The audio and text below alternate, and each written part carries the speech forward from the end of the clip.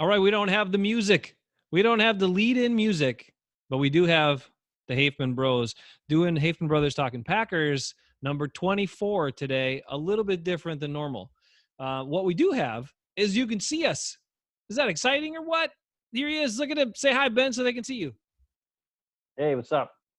I don't know why, but I could say hi before they could hear me. So now they say, "What? I don't know. What's your deal?" I'm just trying to I'll let say people. this: I know. they're lucky I took a shower today, and I shaved. So It's impressive. it's Very, almost like I knew you were gonna call me and be like, "Hey, we got to do this." Also, I wore a Packer shirt, that's nice. all accidentally. I didn't. It wasn't planned. You let me know. It was like an hour ago. You're like, "Hey, we're gonna do a show," and I'm like, "Okay." Weird how I got a Packer shirt on and I shaved and I actually took a shower for once. I mean, you know, Now that part is surprising and somewhat miraculous and serendipitous that all worked out. However, sometimes when you're inspired, you just got to jump on and do a show if that's what you've been doing. So I am wearing the Packers scarf. As you can see with the shirt, it's Project Packers. No, it's not. It's Project Home. But either way, I'm wearing the Packers scarf today to bring my Packer spirit along for the show. Now, we are jumping on. We want to talk about some draft prospects, but first, there is some Packer news. We got to talk some Packer news first. Okay, one of the things is that the Devin Funchess signing is official and some contract details are out. So here's what the Packers, and I don't think you've seen this yet, Ben. So here's what the Packers are paying Devin Funchess. He is going to receive $2.5 million as his base contract or general contract, but included are 3.75 million more in incentives if he can achieve certain things, like he will receive uh, an additional 1.25 million if he catches 85 or more passes.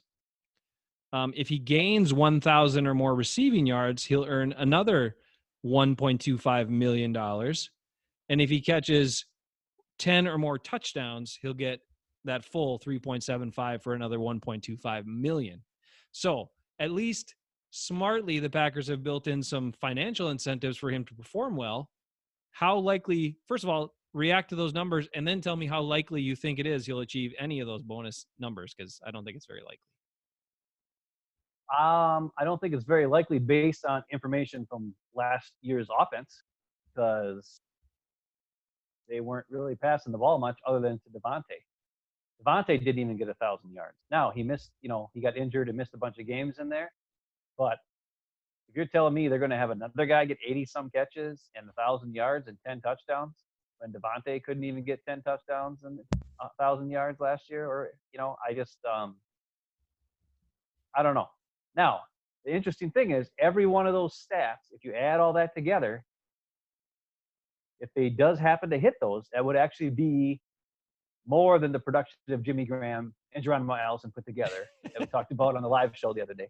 So right. That would be pretty awesome. I mean, the numbers are there from those two guys. If he gets the attempts to him that would normally have gone to Geronimo and Jimmy Graham, I do think that Funchess would have produced, like if he took the same amount of catches or the same amount of pass attempts toward him to the Funchess that those two guys had, he would have numbers that big as one player. You know what I'm saying? Because I think he's a more talented player. He's faster, he's taller, he's quicker, he's more aggressive than both of those guys.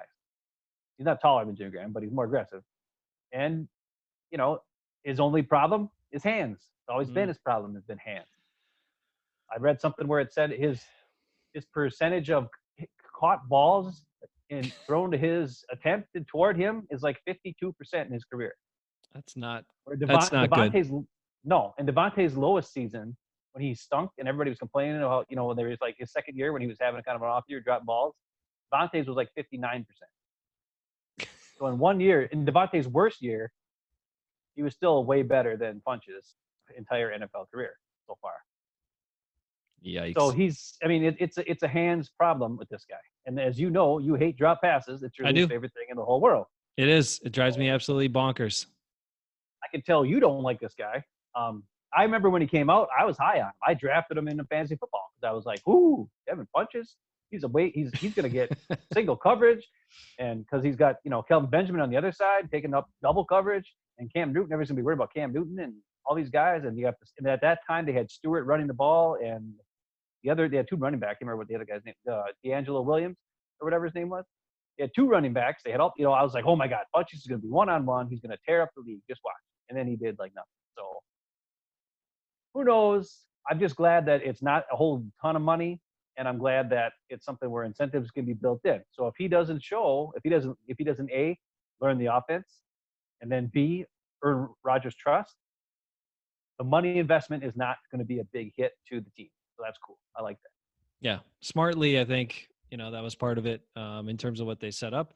Now, the one thing we'll say to give him a fair shake and shot is that he definitely had a less accurate quarterback the first part of his career, especially all the years in Carolina. So, maybe that helps increase that rate of completion. We certainly hope so. Yeah. Okay. Other Packer news, speaking of that quarterback, is the NFL just recently announced their all-decade team from 2010 to 2019, and said quarterback, Aaron Rodgers, was one of the two quarterbacks on that team. So a well-deserved honor for the decade that he's played, for sure, during that time frame. A lot of accomplishments in there. Two MVPs, winning a Super Bowl MVP, made the Pro Bowl 7 times. Great winning percentage for the team the whole decade, all that sort of stuff. The Packers only have a lower winning percentage than the Patriots during that time.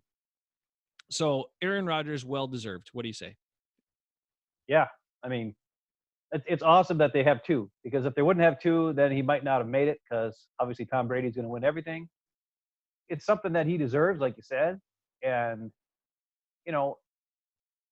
every now and again, I think Rodgers needs something like this, to make him to kind of pick his spirits up or whatever it is. Because so many people rip his butt apart all the time in the media, like every little thing he does, especially the last couple of years now. Now that Patrick Mahomes is there, everybody's now saying, oh, Patrick Mahomes is even better at being Aaron Rodgers than Aaron Rodgers was, and he just kind of needs these sort of things. I think Rodgers needs some of this stuff to be like, okay, yeah, I'm the man. I know I'm the man.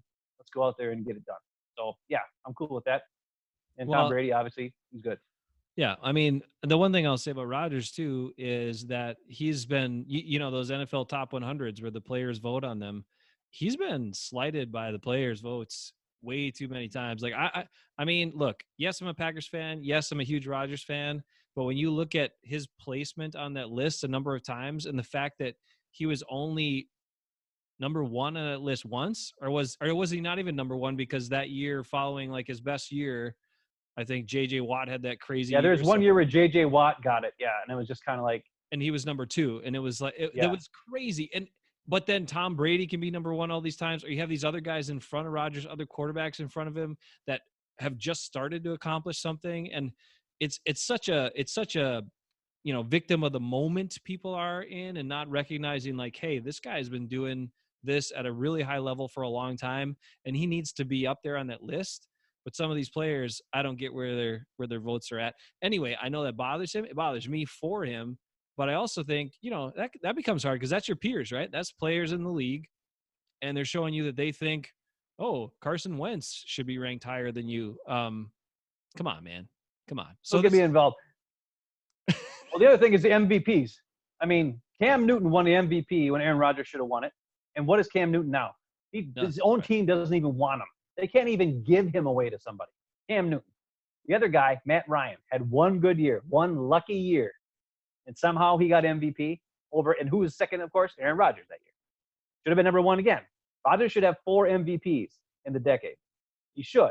Yep. But he got screwed out of both of those by a guy who got lucky one year, and another guy who was a flash in the pan player who was like, he took over the league for a while, and now his own team can't even give him away for a piece of gum.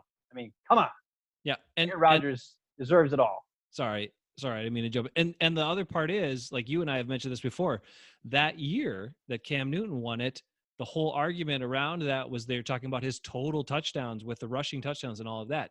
Yep. The year that Matt Ryan edged out Rodgers had, I think, 4 or 5 rushing touchdowns that year. Plus, he had run for I think it was 23 or 24 first down runs. So that's chain moving, drive continuing runs that he made during the year. And they completely discounted his rushing stats because he had more total touchdowns than Ryan. And he had all these rushing statistics. Ryan had almost zero, yet they gave, because of the better passer rating, they gave Ryan the MVP, or because they want to switch it up and, oh, he should get it once. No, he shouldn't get it. He's not good enough to be MVP. Look at him.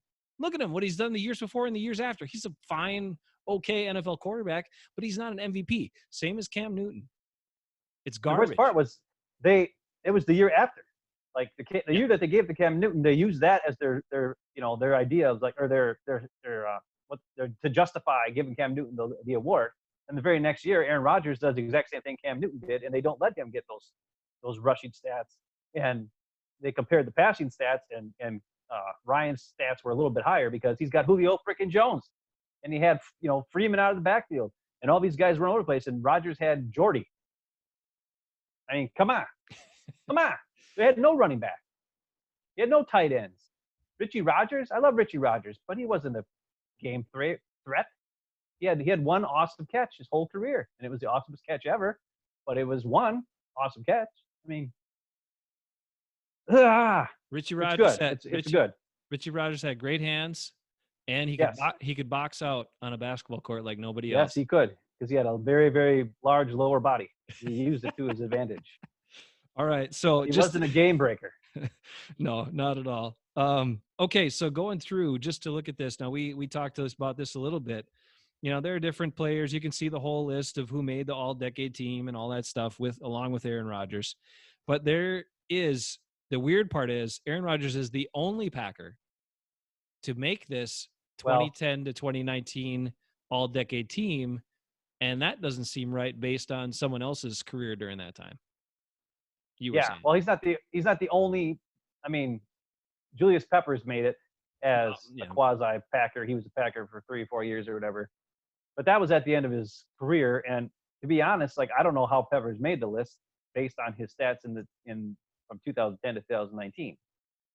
The guy who should be on the list, and as a player that I've never even thought was that amazing or great or anything, but his stats tell me that he should be on the list, is Clay Matthews.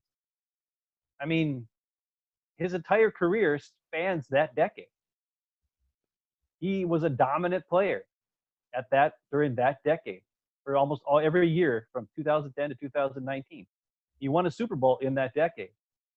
He made the one play, spill it, pick it, one of the biggest plays of all time in that decade that led to a Super Bowl. He moved to inside linebacker and actually was better at inside linebacker. Maybe they should have played him there his whole career. I don't know. Then he would have made the list maybe. But when you look at the linebackers that made it, some of them, we talked about it. You talked about Patrick Willis, who was a great player. But Patrick Willis hasn't played in he played like the first 3 or 4 or 5 years of the decade. And then he retired, right? Like, how does he make it? Yeah, he was a great player, but it didn't span the decade. It wasn't even half. It wasn't barely half a decade. So how does a guy who dominated his position, especially in the NFC, and doesn't make the list at all? It just blows my mind. Clay Matthews deserves to be on that list. And you're right. You and I aren't ridiculous. Like huge fans of him. I mean, they were. No, I'm not a huge fan of Clay Matthews. Me neither. But you're right. He does. Here are the linebackers. So they didn't specify between outside and inside. They named linebackers. Chandler Jones. Okay. I mean, Luke Kuechly. Yeah. Khalil Mack. Luke Kuechly. Yeah. Sure. Khalil Mack. Okay. Von Miller. Bobby Wagner. Yeah. But Bobby Wagner. I mean, he's been really good. I mean, inside. Yeah, Bobby Wagner's good. And he's played most of the decade. But you're right. Patrick Willis only played not even half the decade as far as I remember, because he had that injury and then he didn't play and then he was gone. And then Chandler Jones, I mean, maybe he did some stuff earlier in the decade too, but I don't remember hearing from him. So you almost wonder if when they're voting and some of this stuff, or who's putting this stuff together, because I think it was like 48 members of the Hall of Fame committee or blah, blah, blah, whatever it is. If they're saying, well, this guy was a dominant player, which Patrick Willis was a dominant player, but it was probably half or most of it in the previous decade. and then some of it in this decade, but he didn't get named to the previous decade team. So they're like, oh, well, we better name him to this decade team because he didn't fit in that other one. That's just the luck of the draw, man. Like if you're making an all decade team, it's what you did during that decade. I mean, that's the way I would take it. Yeah. There's another guy who should be on that list too. And I don't know how, and maybe not, but I want you to tell me the offensive tackles on that list. Okay. What And tackles? I want to know how many of those tackles are better than David Bakhtiari. That's what I want to know. All right. Jason Peters. These tackles are pretty good. There's only 4 of them. Jason Okay. Peters, Tyron Smith, Joe Thomas, Okay. and Joe Staley. Joe Staley, he's okay. I think Bakhtiari is better than Joe Staley. Now, Joe Staley's career expanded the entire decade. So I get it. I'm okay with that. Mm-hmm. Jason Peters is, everybody says he's the best. I don't know. I guess I don't see that many Eagles games to know. I don't like watch the offensive line on highlights that much to know what he's doing. But I watch Dave Bakhtiari all the dang time.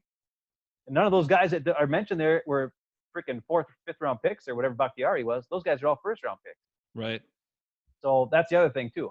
And I don't know if these guys really watch like and know what's going on. And I'm sure there's other offensive tackles in the last decade that were really good on other teams that get overlooked way more than David Bakhtiari even does because he's on the Packers and they win.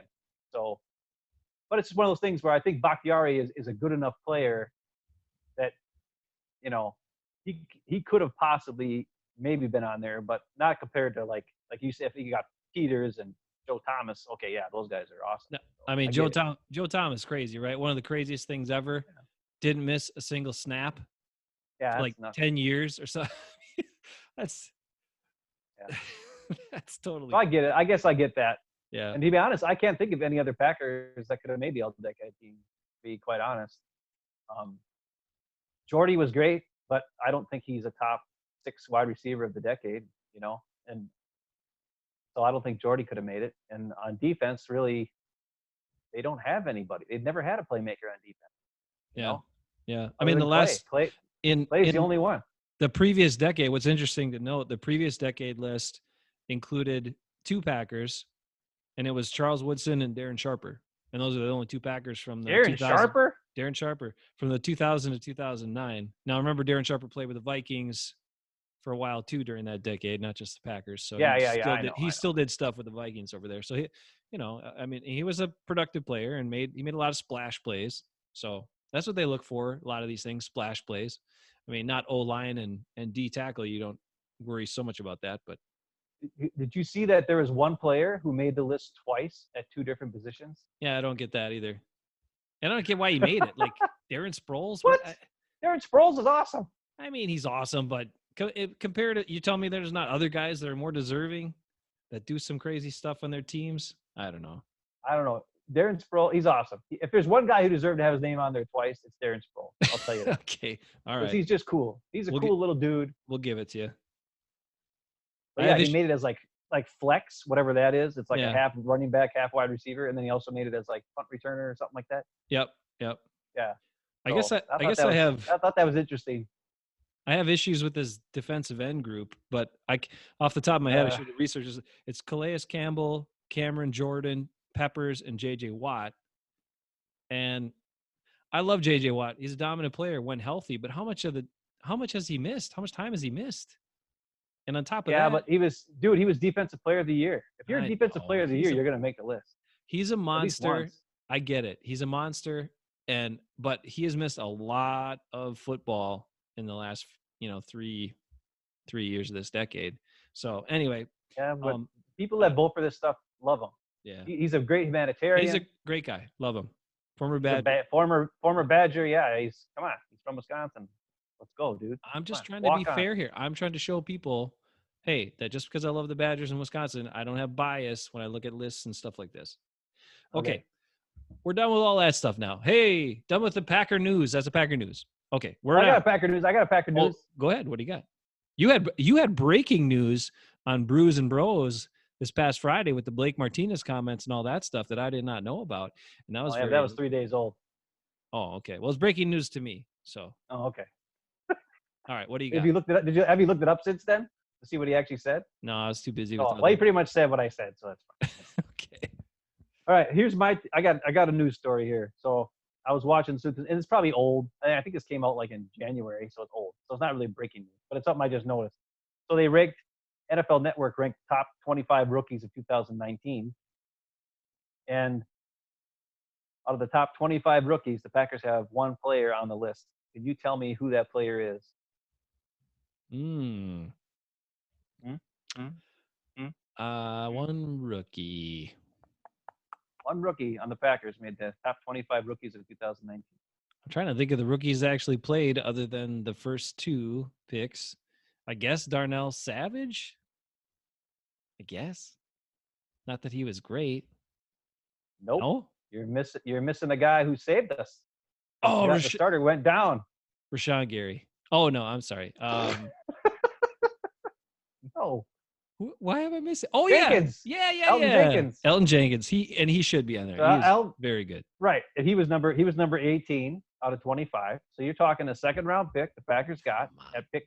Who knows? I can't remember what his pick was, 40 something, 50 something. I don't know. Yeah. But he was ranked the number 18 rookie from last season. Well But deserved. out of the top 25, right? And out of the top 25, the number 12 pick was not on the top 25. And the number 21 or whatever the heck pick they got uh, Savage on is not on the top 25. Oof. So that's kind of scary. The other thing that I noticed, because this is something that I'm going to go back to a few shows ago. Okay. You said Uh-oh. that neither Devin Bush or Devin White had good seasons or great seasons because you were Right. comparing, because you were concerned about inside linebacker, drafting an inside linebacker and saying that maybe they wouldn't be that much of a difference maker. And based on this, both of those guys made the top 12 in here. They were like 10 and 11, which is about where they were picked. Hmm. Okay. And they had their stats. And both of them had either 100 tackles or more. Yes. They Sure. had, one of them had three interceptions. One of them had 2 forced fumbles and 3 sacks. So both of those two guys, both Devons, inside linebackers, had good years. And the Packers, as we know, is what we were asking for them to do. Use that draft collateral they had to trade up and get one of these damn inside linebackers last year instead of stupid Rashawn Gary at 12. And they screwed up there. And now they're picking at 30. And we'll get into the draft whenever you want to. But when you look at the inside linebackers, after the top 3, it goes way down. It's just kind of like a bunch of guys. It's like a bunch of Blake Martinez's, which is nice. They're good players, but they're not game changers. And that's so I don't know what they're going to do there. But that's just something I looked at. Thought it was interesting. Top 25 rookies. Number 12 pick. Of course, as we know, because he didn't play, didn't even sniff it. And then Savage, who was a guy who I was high on because, as you know, I listened to Chris Sims a lot. Chris Sims was very high on Savage. He said he's got 2 rockets off his butt. He's super fast. He makes plays. He runs around, does stuff. And all I did was I watched his highlight tape, and I was like, yeah, he's awesome. And it wasn't until after the Packers drafted him that I went and I watched just a whole game. Like I watched the whole entire game of Savage, and I was like, he wasn't even doing anything at the time. Now he's playing safety. It's a little bit hard to make plays all the time when the ball's not coming your way. And he wasn't usually playing around the line of scrimmage, but sometimes he was. But it's one of those things where I was very high. I was excited when they took Savage. And at the start of the season, he was awesome. And then after he got hurt, came back, he was just lost. It looked like he was lost. And that scares me a great deal, but we have to count on him. It's like he's a guy we got to count on next year, or the Packers aren't going to win. Period. Yeah, he's a first round pick. He's got to perform.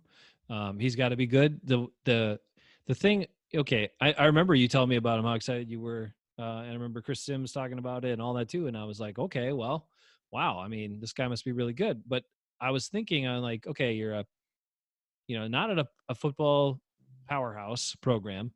Um, and then I looked at the overall stats for the year, and I was like, okay, he made some plays, but I don't see, just mind-blowing stats here in terms of interceptions, things like that. And then he's a little undersized. So I was concerned more about the tackling, and I think those concerns played out as the year went on. I did not see very good tackling from him. You got to be at least a very willing tackler as a safety. or your haha Clinton Dix. And I don't want, we had enough of that, the previous regime. I needed a guy who could cover ground and make plays, yes, but he's got to tackle when he needs to tackle. And I hope Savage, I'm not saying he's going to be a huge hitter or he needs to be, but he's got to be able to get guys on the ground. Yeah. And So, I mean, hopefully he'll bulk up a little bit, like still keep his speed. yeah. But for me, it's more like I don't know if you remember, but when we talked after the MC Championship game, he had so many plays where he was like, they must have told him, "You are going to watch Kittle. Do not let Kittle do anything." And he just sat there and watched Kittle. And Kittle would go and block somebody else, and Savage just stand there watching Kittle. Like they were so worried about Kittle beating them, and they were like, "Savage, you were going to worry about Kittle." And it just took two guys out of the play. The guy that Kittle was blocking and Savage because he wasn't paying attention to anything but Kittle, no matter what. Like his mind was just 100% focused on Kittle. Like, and if you're playing safety, you got to be able to read the whole field. You got to be able to know what's going on. Like, yeah, you have to, like, if you're supposed to be looking for Kittle, fine. But if he goes and blocks somebody else, get off of him. Find somebody else. Look for the play. Look where the ball is. And those are things that didn't happen in that MC Championship game, and hopefully it'll change soon. Because otherwise, it's going to be a lot of the same. Because now that tape is out there, and people plays it, opposing teams are going to look at that defense and be like, "Wow, look at this. These guys can't stop anybody on the run." So that scares me. All right. That's about it. I don't know if you want to go on to something else let's here or what. Yeah, let's hope the Packer draft picks from last year can be more impactful this year, and that Jenkins continues to advance because he was great. And then we got to see it from those two first rounders for sure, and we'll see who else comes of age. But speaking of draft picks, now you have been learning about some, maybe not like the guys you would talk about too early in the draft, but you've been learning about some exciting guys that the Packers might be able to get later in the draft. But they also have pick 30. And so we've kind of discussed, okay, what's the possibility there too for them? But just tell us about some of the prospects that you've learned a little bit about and are kind of excited about. Maybe the Packers pulling the trigger on and becoming Green Bay Packers next year. Well, what I want to kind of do is go by. There's two positions, one position in particular that I really been looking at a lot, and that's wide receiver for sure. Mm-hmm. And then defensive tackle I've been looking a little bit at. And I want to start with wide receiver because everything everywhere is talking about, okay, CeeDee Lamb and Jerry Jeudy and Henry Ruggs and Higgins and Justin Jefferson, and there's a ton of different names, and like Mims is out there, and all these guys. There's all these names of these guys, and I've been trying to watch tape and look for highlights even of some of the guys, but you can't watch. I mean, I'm not a freaking pro scout. I don't know jack squat. I'm just a guy, right? I'm just watching the game and seeing what's going on. But I'm trying to see like what I'm seeing people say, and like, why is this guy supposed to go so high? Why is this guy, like every mock draft has got these guys going so high, and who's going to follow the Packers? Well, one of the guys that keeps coming down to the Packers in a lot of mock drafts is Justin Jefferson. Can kind of somehow get to 38. It looks like a lot of people are saying, even though some people have him ranked as high as 14, some people have him ranked in the top of the second round, but most of them have him right near the bottom of the first round. And then I saw Chris Sims' top 5 wide receivers, and he's got Jefferson ranked number 2. Okay, and he doesn't even have Jerry Jeudy on his list, who a lot of people have as their number 1. And I'm kind of like, okay, wow, what is with? So I really kind of went deep into Justin Jefferson. I'm like, okay, maybe this guy's going to be there. Sims seems to love him. Everybody's, it's like he's supposed to be this guy. Like he's pretty tall. He's supposed to have great hands. He's supposed to run great routes, this and that, right?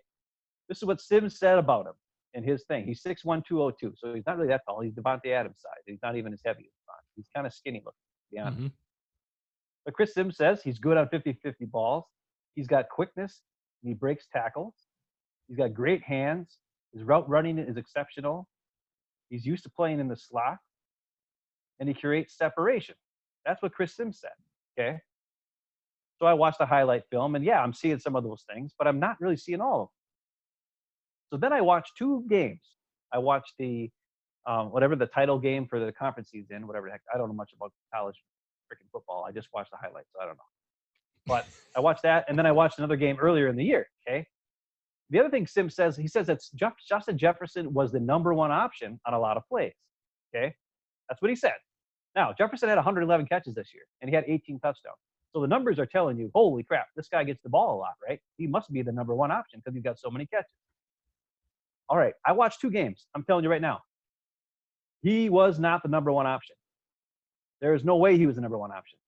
Not only was he not the number one option, he was like not even the number 3 option. On most plays, he was a decoy if at best. He was like the number 4 or 5 option. They had a running back, they had number 6, number 1, and number 84 who all got the ball more or were more in the game. Not only that, the times when he got the ball on actual plays, not plays that broke down, but on plays that were called for him, they were all Geronimo Allison bubble screens, and he got tackled immediately. He did not break tackles. So he got a lot of catches, but they were like behind the line of scrimmage and things like that. The other thing I noticed, when he was in the slot, the defense was playing 8, 9 yards off of him. And I watched his route running. It's okay, but it wasn't like magnificent. I mean, I'm used to watching Devontae Adams. There was no Devontae Adams style route running on this guy. And on plays when I just like the ball didn't even go to him, and I'm trying to watch and see what he does, he doesn't get separation.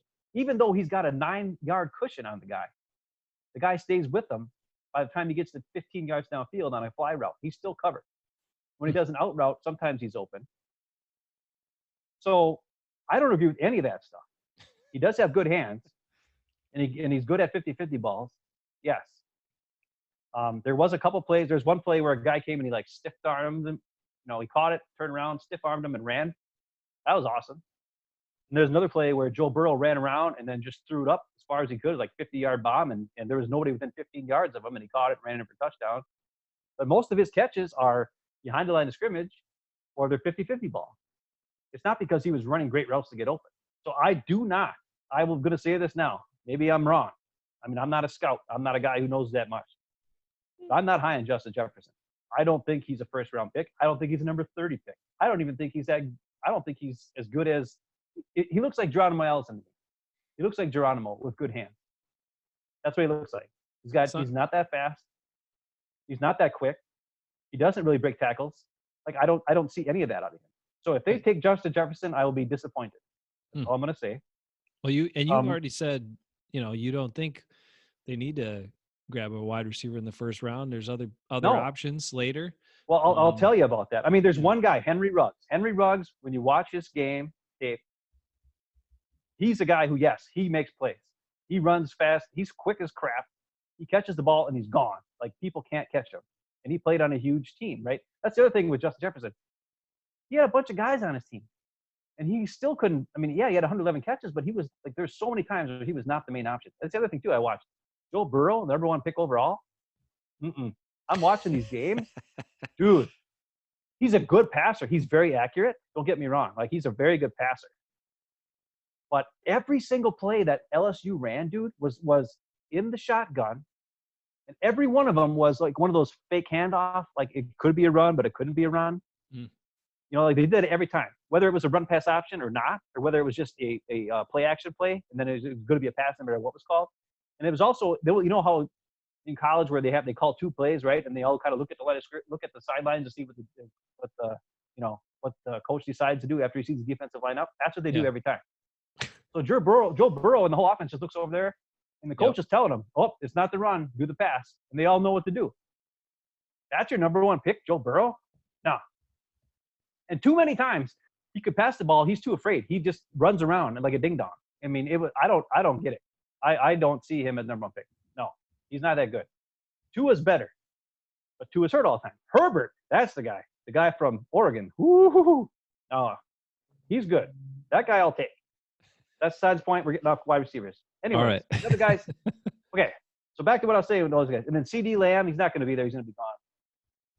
Jerry Judy's really good. He's going to be gone. Henry Ruggs is really, really good. He's the best one, if you ask me. He's going to be gone.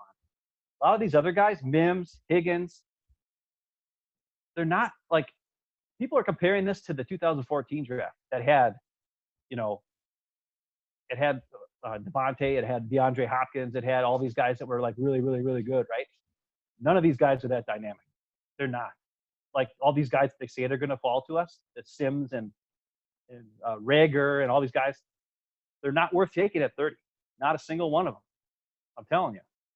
They're not game changers. They're not. So I just think they should bypass all these guys. Use that 30 pick on something else. Now, here's the guys I say. Okay, these are guys you can find fourth round, fifth round, sixth round. Okay, there's three The- guys. These I love are these guys. these are wideouts. These are Wide wide receivers. receivers that Okay. these are wide receivers that I love. Okay, and two of them are from the same program, same school. That's the crazy part. But one of them is Hightower, John Hightower. He's from Boise State. That's the guys that have the blue field, which is all crazy. Try to watch a game like that. It's nuts watching that. Yep. This guy had 51 catches, 942 yards, and 8 touchdowns last year. Okay. I watched his stat. I watched his gauntlet. You know, when they do the gauntlet in the draft or whatever. Great gauntlet. Boom. He just caught it. Boom. Like all hands. No body. No hesitation. Quick back and forth, back and forth. He's a quick guy. Also, he had a kick return for a touchdown this last year. He's a kick return type guy. I know we just signed Irvin, but it don't hurt to have two because if Irvin goes down or whatever, we're in trouble, right? Mhm. But Hightower he ran a 4.4 at the combine the first time and a 4.5. So he's not the fastest, but he's pretty fast. He's quicker than he's about Randall Cobb, a little bit faster than Randall Cobb type speed, right? So, and he's projected to go about the fourth round. So you get a kick returner, a guy who's quick, and he was kind of the main guy with Boise State as far as receiver that goes with that team. So he's a pretty good guy, and I think he's a good player. He's got good hands, and he would be a great addition to what the Packers really need, and they can get him in the later rounds. That's one guy. The other guy I like all that. I like all that. That's good. yeah, I like this guy, and I watched the tape on him. Like I said, I watched the whole game with him, and he makes plays. He's a guy. He's a guy who can get open. Then there's another two guys. They're actually, I did not know this until yesterday because I looked up some more stuff on them. I was up till like 5 a.m. last night. I got to stop doing that, but I keep watching these tapes on guys. But there's two guys from Rhode Island. Okay, Rhode Island. I don't even know Rhode Island had a football program, to be honest with you. They do, but the football field barely fits in the state. That's the thing. Right? Yeah, That's a bad you should jive. see it. That's what it looks like, dude. You should see what it looks like. It's the games. I go watch a couple games, like the full game, and yeah, there's like hardly anybody there. It's like it's not much of a school. But anyways, but they're in the MAC, right? Okay, and I think didn't Jerry Rice come from the MAC? Sorry, I was referring to the size of the state being so small. No, and that I you know. could barely fit a football. But I know it's a bad. I was trying to be. I know. I got you. I got silly. you. I got you. I know I'm not very good at it. Okay, all right, continue on. Well, partly I'm in the road now. I'm in the groove. I'm very excited. So Randy Moss is from the MAC, but yeah. Okay. So you don't have to take a guy from Alabama or LSU at wide receiver because guess what? They had a bunch of guys around them that were really good players, right? Okay. These two guys from Rhode Island. Are you ready for this? Aaron Parker and Isaiah Coulter. Okay. They're both 6'1". Aaron Parker is 6'1", 205. Coulter is 6'1 and a half, 198. Okay, so they're decent sized guys. They're not small. Parker he was a senior. He was there 1 year before Coulter was, and he's kind of like the main guy, like the move the chains kind of guy for them. And Coulter was kind of more of a big hit kind of guy, but also he was a slot guy and did some things that way. They're actual cousins in real life. I did not know that. So that's another thing, but that's besides the point. Like, to be honest, if the Packers get both these guys, I would lose my mind. That's how awesome I love these guys. Okay, so Aaron Parker. Here's the thing. I watched the game. First, I watched the highlights, and I was like, "Ooh, this guy, Aaron Parker, makes a lot of crazy, like contested catches," and he does because he's not that fast. He does run good routes in the slot. Like he'll get like a 5-yard turnaround, boom, and he catches it, and he's gone, right? And he can make plays. He can break tackles. He's a bigger guy. He can break tackles. But he gets a lot of touchdowns, like the guys hanging all over him, stuff like that. He ran a 4.57 and a 4.62. So he's like Aaron Jones or James Jones type speed. He's not fast, but he just kind of knows how to play the wide receiver. Okay. Mm-hmm. So I really like him. And I don't think he might not even be drafted. I don't think because he ran so slow and he's from such a small school, he might not be a high regarded player. Like if he's going to be drafted, it'd be like 7th round, 6th round, but it might not even be drafted at all. Like, I don't know. But if you watch the tape, I'll tell you another thing at the end here. But that's Aaron Parker, really good guy. Now, Isaiah Coulter ran a 4.46 both times. So he's got a little more speed. He played in the slot. He ran the gauntlet. He did the same type of thing in the gauntlet. He had really good hands. The last pass, he didn't look in. He kind of like moved before he looked in and dropped it. So that kind of made me a little scared. You just need to concentrate a little bit more. and he's a little younger, a little rawer than Aaron Parker was. But Coulter was speed and agility and moving with the ball. Once he caught it, he would be like gone. And he also caught a crap ton of contested passes. And here's the reason why, because I watched 2 full games of Rhode Island, and their quarterbacks are god awful, and their offense is god awful. I'm like watching the games, and they're like losing by 30 points, like, and they have to pass all the time. So that might be why these guys have so many stats. Because Coulter had 72 catches, 1,039 yards, and 8 touchdowns last year. And Parker was about the same. I don't have his stats written down, but it was about basically the same. I think he had like 9 touchdowns. So they're both kind of like the same stats, but they're on the same team, and they weren't even like they would try to run the ball first. They couldn't run the ball. Their quarterback couldn't pass the ball. He was very inaccurate, like all the time. And that's why these guys had to catch these contested catches. A lot of times they would get open. They would run good routes to get open, and then the ball would be thrown behind them, and they'd have to like reach back and grab it with a guy on them, and they'd still catch it. Like, they're just really good guys, really good players. They're football players. They're kind of guys I like. So that's what I'm telling you. These guys, and Isaiah Coulter and John Hightower, the guy I mentioned from Boise State, those 2 guys, probably going to go like the 4th round, somewhere in there, because of their speed and their agility and that kind of thing. They're both kind of the same type of guy. Where Aaron Parker, like I said, he might not even be drafted. If he is, he'll be a really late pick because he's not anything, like when you look at his stats and stuff and his stats at the combine, you're like, okay, he's just a guy. But when you watch the tape, you're like, he is the guy, and that's the difference. These guys don't have, none of these 3 guys were surrounded by a ton of talent. They didn't have a great quarterback who's very accurate throwing the ball. They Mm-hmm. just made plays. And can you imagine if they had Aaron Rodgers throwing the ball? I mean, come on. Right. So that's what I'm talking about. Forget about it at 30. Forget about 2nd round wide receiver. Forget about 3rd round wide receiver. Unless maybe Isaiah Coulter or somebody or Hightower, you have to get him in the bottom of the 3rd round. Okay. But there's guys later on that are better than these guys, that are in the high rates. They're just not the guys in the 2nd round, 1st round receivers that are projected to go there. They're not game changers, a lot of them. Henry Ruggs, yeah. But some of the other guys are just guys. They're just Geronimo Allison. You don't need another Geronimo Allison. We've already got Kumaro, Lazard, St. Brown, and MVS. Those guys are all just guys. We can get, and some of them have catching problems, and some of them have speed problems. These other 3 guys I just mentioned, they're better catchers. They catch the ball better. They're good at moving. They're good at reading routes. Now, Isaiah Coulter's probably a little raw, and Hightower might be a little raw, but Aaron Parker is solid. So, Hey, one save guy. the top picks. I got you on that. So before we continue on draft stuff, but we're talking about receivers, is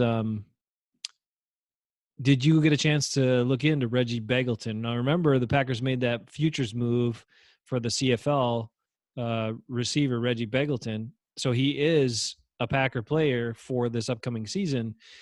He tore up the CFL. Now, if you didn't get a chance to look, go and research him, Reggie Begelton, and then we'll talk about him another time with a little bit more in-depth analysis after you look at stuff. The one thing I'll say about him, he looks like he made a lot of great plays. He was featured in their offense. He's a strong hands catcher, very solid. That's what I like. Very solid at receiver. And the one thing, though, not a lot of shiftiness in his, because I was like, okay, he's a little smaller. What can he do? Could he be a slot guy? Not a lot of shiftiness in terms of his run after the catch. I mean, he's pretty much straight line. He's not going to shake a lot of people loose.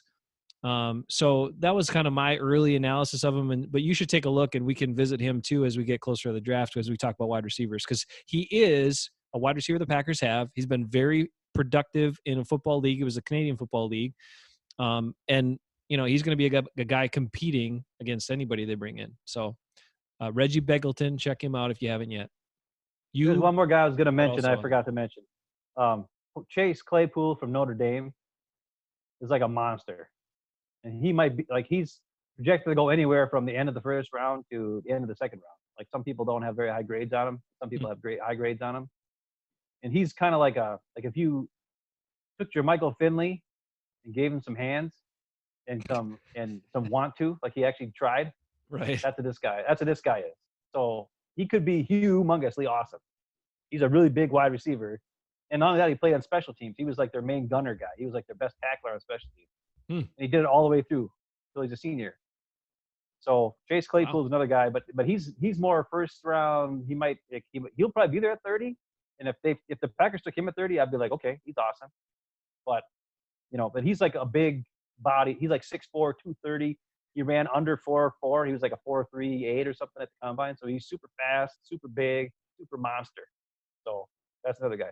Got about him, Okay. but there. All right. So I know you were looking at D tackles too, and you sent me Yeah. something recently about one. But tell me a little bit about D tackles and what your thoughts are there. Okay. I'll talk about that guy last. So I was just looking at. I was also watching combine drills and that sort of thing for D tackles, and I was looking at their 40 times and all that kind of all that kind of stuff. The cool thing is there's like 7 defensive tackles that kind of fall between most draft boards between 30-ish and 100. So all the Packers' first 3-round picks, there are 7 defensive tackles they could get that are considered pretty good. Okay, and a lot of them are there's this Ross Blacklock, Neville Gallimore seems to be a guy who really is like a kind of a game changer kind of guy. Like if they took Neville Gallimore, he ran a 4.78 at D tackle, and he's 6'2", 304. So he's Hmm. quick and kind of like a one gap, he's kind of more of like a pass rusher through the middle, not necessarily like a hold you up kind of guy, but he's Sure. got the body size where he could at 6'2", 304. A lot of these other guys, Blackmore, there's Marlon Davidson, Justin Maladuke, and Jordan Elliott. Those guys are 6'3", 6'4", right around 300 pounds. They're kind of all the same type, like defense tackle. They're all kind of the same kind of guy. They all ran like 4.9, 7, 5.0, 504, 4.83, 503.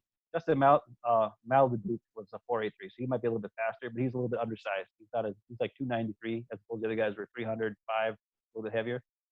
But those guys are all supposed to fall somewhere between there. I mean, I think Justin Maladuke or whatever, and Neville Gallimore and Ross Blackmore were all kind of in the higher first round, second round grades. Okay. Sure. Sure. Then there's 2 guys from Are, Nebraska, I think, Carlos Davis and Khaled Davis. They're both on the same team.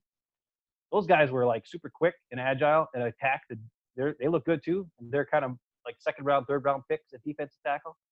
So there's a lot of really good guys that the Packers can get at either with their first pick, their second pick, third pick, all in that range. They're all really good players that they need, because we need D tackle. We need to get at least a D tackle in there somewhere. because We are can we in carry agreement? Kenny Are, Clark.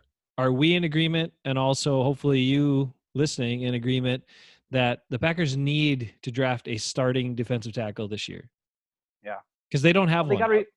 Other than Kenny Clark, they don't have one unless they think Kiki can do it. But they clearly don't because they hardly put him on the field last year. So I think they need to draft a guy that they can plug in and plan on him starting. And D tackle as a rookie, I mean, it's not that hard, right? Like, yeah, you got to learn a few things about the defense and whatever, but your assignments are pretty straightforward, pretty much the same. And you're having a middle linebacker tell you again if you got to make any adjustments every play. So let's get a starter at D tackle. So I like that, concentrating that on that somewhere in the first 3 rounds for sure. Yeah. And there's one guy. Okay, so those are the guys I like. Those 7 guys. Then there's another guy. As I'm watching the drills, I didn't see the 40 yet. I didn't see any numbers from their agility drills and all that kind of stuff. I just watched them like do the drills. Okay. And there's one guy. I'm just like, man, this guy just moves well. This guy just kind of like, he's quick. He knows what he's going on. He just looks like a guy who could make plays. And then I kind of was looking to do some research on him, and I found this video and I put it on Facebook and I sent it to you. Mm-hmm. And his name is Laurel Murchison, and he's from can't remember where the heck he's from. NC But State. anyway, NC NC State. State. Okay. Yeah. And he's this guy who's got long hair. He's kind of weird, but he was a captain of their team. Okay. The thing I like the best. Okay, this is going to sound weird, but whenever he makes a play, he does air guitar.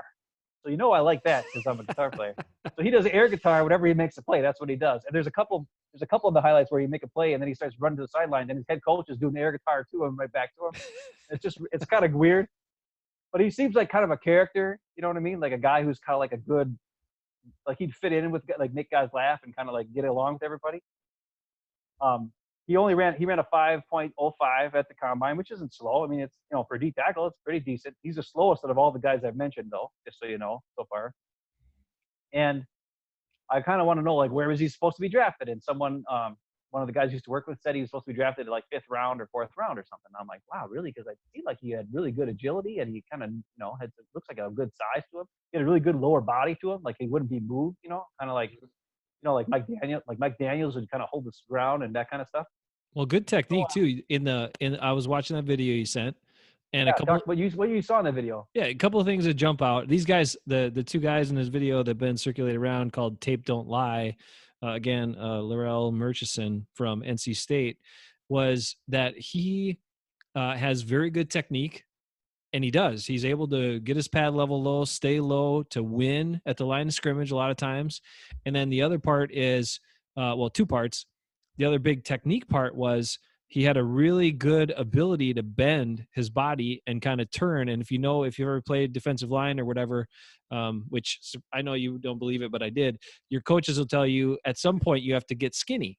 You have to be big, and then you have to get skinny to get past the guys in order to penetrate and blow up a play or get a sack or whatever. And he's very good at that, like turning his shoulders, turning his hips to go sideways with his upper body while still moving forward. And when you can do that as an interior defensive lineman, that can cause a lot of problems for running plays and passing plays. The one other big thing they kept going on and on in this video about was his just effort, all the time, effort, effort, effort that they saw in all the tape they watched of him, regardless of the team was ahead by 25 or down by 35, and it was in the fourth quarter. He's still trying as hard as he can, and you got to love that because that makes a big difference in every football game. Yeah, their defense was not that great as far as what I could see. I watched two games, like full entire games, all the defensive plays, just to see what would happen with him. And this is another reason why I could see why he's down a little bit lower in, not as second round. He's more like fourth round, fifth round. He doesn't always, like you said, get skinny and make the play. So there's times I'm watching the games and he's getting blocked by one guy and he's not moving forward. He's not moving the line of scrimmage. Now he's not getting pushed back, but he's not getting any penetration on one guy blocking him, which scares me because that's what I saw with Rashawn Gary when I watched tape on him after the Packers drafted. Now Gary's way smaller than this guy, so that's even scarier yet. Like as far as size wise, Gary's 30 pounds lighter than this guy is. But and the other thing I noticed too was he does chase after plays. He does. Like he's always rusted. He's always hustling. But he takes really short, choppy steps like Scott Gartsky, and he doesn't get there. Like sometimes, you know what I mean? Like sometimes he'll get there. Like if there's another guy in the way, like if the runner's running, there's a guy there waiting for him, and so then the runner kind of stops, try to juke him, and then he'll come out of nowhere and smack the crap out of him and beat him up because he got there. But he's not going to chase anybody down. So he's not like up against quarterbacks in the NFL. I don't think he's going to be able to. Like once he gets penetration inside, if he gets past the offensive lineman, it's going to have to be like get past the offensive lineman, and the quarterback's going to have to be like a step away from him to get a sack or to make a play in the backfield with the running back. That's the only way he's going to be able to do that. So I don't think he's an edge player. Like he's not. I don't think he can play defensive end. You know what I'm saying? Yeah. But I think he could play. He could be a good nose guard as far as like on passing plays, and on running plays he'd be a good defensive end. Yes, but he doesn't have the speed after. He has suddenness, but he doesn't have speed to catch up to anybody. So that's the only thing that's kind of scary about him. He's not like he's kind of like what we already have. He's kind of like Dean Lowry, and he's kind of like Lancaster, where he's a good player at the point of attack. He can hold his own. He hustles, but I don't know if he's going to be able to, catch the guy once he's, in line with him, or once he gets past the offensive lineman. Is he going to be able to chase the guy down? If the guy's not within his arm length, is he going to make the tackle? Maybe not. But he did have 12 tackles for loss and 7 sacks this year, and 45 tackles, which is pretty dang good for a defensive lineman who only played 12 games or 11 games or whatever it was in college, right? So, I mean, those are good numbers for a guy, and he was a good leader, captain of his team, does air guitar. What more could you ask for? So that could be a good 5th-round pick for the Packers, if you ask me, on the defensive line. I'm talking to you. There's 3 good receivers and a good defensive lineman in the 4th, 5th round the Packers could get that I really, really am high on, and I hope to God they get them. They probably won't, because, that's just what happens. But I'm going to watch what happens with these guys' careers and see if they can do anything, because I'm really excited about these players. Now, the one thing about those middle rounds is yes, the Packers have swung and missed on some early round picks over the last decade or so, which we might be able to pull a show together and examine that since the Super Bowl, what's happened to some during some of those drafts and the results. But they have been really successful at finding really good players in the third, fourth, fifth, and sixth rounds, especially the third, fourth, and fifth rounds. So maybe that's in this draft with the depth at wideout, like you're talking about, and defensive tackle. Those are ways, even if you draft a D tackle first round, you still need more depth and more Yes. quality there. So I would have zero issue with them drafting 2 D tackles within the first 3 to 4 rounds or 5 rounds. That's totally fine. Because if they could get, let's say, one of these top guys, and then they also snatch that guy up later in the middle rounds, you've just improved your defensive tackle group by a mile, and you brought in more competition. The one thing about this Murchison guy too is he's 6'2", so he's lower stable sense of gravity. You know, the one thing about Lowry, he's 6'6", so sometimes if he starts Yeah. losing his low technique and his bend, he's up too high, he gets pushed around. Same thing with Tyler Lancaster. So while those guys are good, like we've talked about, and I've said it before, they're good spell guys, but those are not starters. You need to find someone else that can get in there, help shore up the middle with Kenny Clark, and really just be a force in there and create some havoc. And that would be great. You know, I'd love to see it. I love what I saw from this guy. And the other part that you cannot underestimate, okay, because I will say this is what we've seen from the complete opposite from Montravius Adams, who was a third round pick a few years ago, was that guy to me never looks like he cares or tries hard at all. If you have a guy who tries hard, and this guy has shown, played on a crappy team, getting their butts kicked in games, and he's busting his tail on every play, trying to run down screens, trying to do all this other stuff. If you have a guy that tries that hard and cares that much about it, you cannot underestimate what they can achieve in this league with better coaching, with more opportunity, with other players around them that they can draw experiences from. I mean, that cannot be underestimated. And the thing you can't overestimate is talent. Montravius Adams. Everybody talked about how talented he is, blah, blah, blah. Well, guess what? If you're talented, but you don't really seem like you give a crap or try that hard, you're not going to do much. So keep that in mind. That's what I love about this guy. Try hard, effort, yes. And we're spending all this time on him, and he probably won't be a Packer, so it doesn't matter. Come on. Let's hope. Let's hope. Come on. That's just the way it goes. The insiders, the Packer insiders that Yeah, watch our well, show, come on. Take the nugget, run with it. You get a promotion. If you're one of those, low scouts or whatever, you don't have to give us credit. Just go in there, drop that nugget into the big room, the big boardroom or whatever. And if he's there in the fourth round or something, snatch him up. Okay. And you'll do yourself a favor in your career, and you do the Packers and Packers fans a big favor as well. You know who is another guy? Now, I just sent this out because I don't know. This is unpacker related, but it's fun. As I was looking for videos and I saw like a compilation of Pat McAfee, and of course we love Pat McAfee because yeah. of him after his life after football. As he's like got this show and and now he's on ESPN. He does all this stuff all the time. And he's very entertaining and funny. But I did not pay attention to him when he was a punter in the league. I didn't either. But can you imagine if he was on the Packers? Like, go and look at, there's like this Pat McAfee compilation of him doing all these crazy plays and stuff, like different things where he's doing incredible punts, where he screws up and then jukes the guy and then still kicks a punt out of, I he's saw like that one. That was awesome. right. Yeah, I And saw then, that play. and then, and he was also, he also kicked off for the Colts during his career. So he was also the last line of defense tackler, and he would go out and lay out dudes. Like he's got this one great play where he lays out this little return. And granted, he weighs more than the returner, all that sort of stuff. But you don't often see kickers like throw their shoulders into guys. And then he's always celebrating after he does stuff, which you got to enjoy that too. Like how many punters are out there like dancing around doing stuff after making any sort of play. And go watch it. I mean, it's just a fun, enjoyable 5 minutes just watching his antics and the type of personality he has on the football field. So love Pat McAfee. Love him. Yeah, his show gets me through a lot of days at work when I was working. It's been a few weeks since I've been working, but Yeah. yeah, it's a good listen, I'll tell you that, because he's just wacky. The only thing that stinks about his show is that when he goes on a commercial break or whatever, or a break or whatever they do, that's not really a commercial break, but They play this really god awful music. It's like just the worst. That's Like the it's not even music. that's the producer's fault.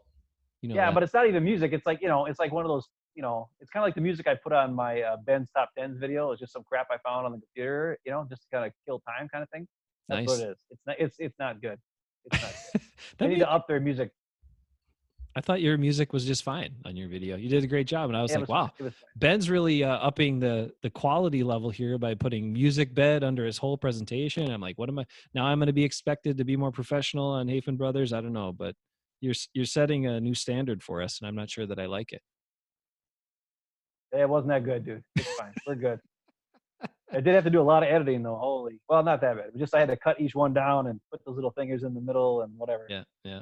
That's why It's I a, was like, because I wanted to do better sound. I wanted to make my own sound, but I was like, forget it. I ain't got time for that. We're just gonna use this generic track underneath. That's it. We're good.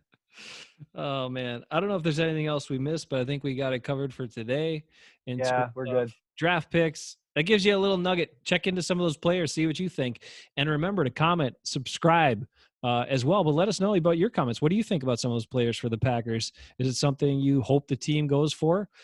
Also, remember that we will be doing another episode of Brews and Bros on Friday night, 9 o'clock.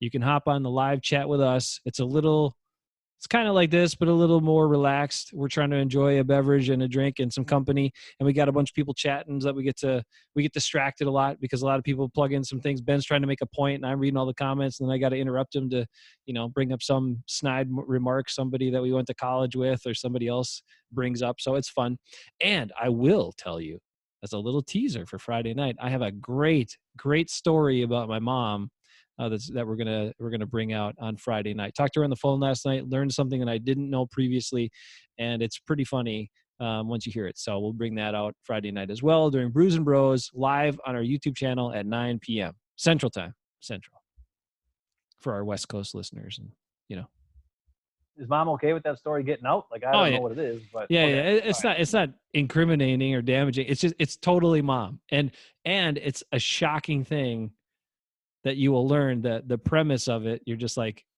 really you'll definitely be surprised by it.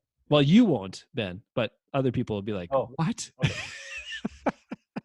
All right, that's it for our new format of Hafen Brothers Talking Packers. I hope we can do it this way more often. It's easier for us, I think, and hopefully you enjoy seeing our faces more. Maybe you don't. Maybe you like our faces 5 years ago, like some of the pictures we post. We looked a little younger then, a little I better. like it. I like my face 20 years ago. Matter But of fact, I got a Corey Newman sent me a picture the other day. He found a picture of me and him and Tim McManus from sophomore year of college oh when I no. had super long hair. And man, do I look good. Holy crap, that hair. I miss that hair, man. I'll tell you that. And I was thin and I had awesome hair. It was like, well, I might post that sometime. Or I'll send it to you. Maybe you can put it at the end of this video. I don't know. No, Maybe not. Whatever. no, that's too much But it's work. pretty awesome. I'll put it on Facebook or something. But it was like, I saw it. I was like, dang, that was some dang good hair I had. What happened? But anyways, I miss that hair. We appreciate And you. I miss, yeah. Go ahead. I'm sorry. What do you? I didn't I was mean. gonna say, I also, what I don't miss is the 30, or I miss, my body misses the extra like 45 pounds that I've gained since then. So yeah, that part sucks. Yeah, we've all put on a little in the last 20 years, Ben. It's okay. We do appreciate you though, checking out our show, checking out our channel. Spread the word. Like we talked about it before. We don't have we don't have a big marketing firm behind us pumping out Hafen Brothers Talking Packers. But if you like Hafen Bros, put the channel out. Ben's got new cool things, even if you're not a football person. Our chats, our Brews and Bros are some football, but some other stuff. And Ben just started his new series on Ben's top tens, which are going to range a whole bunch of things. Which Ben, I'd like you to theme in. I'm going to plug this. See if you can put together a Ben's top tens Packer draft picks since they won the last Super Bowl in 2010. Oh man, I gotta study stuff. Yeah, do that one for us. That doesn't have to be your next one, but I'd like to see that one at some point. All right, we'll see. All right. Usually I don't have to do much thinking. Thanks so much for hanging with us. We'll catch you really soon on Hafen Brothers Talking Packers.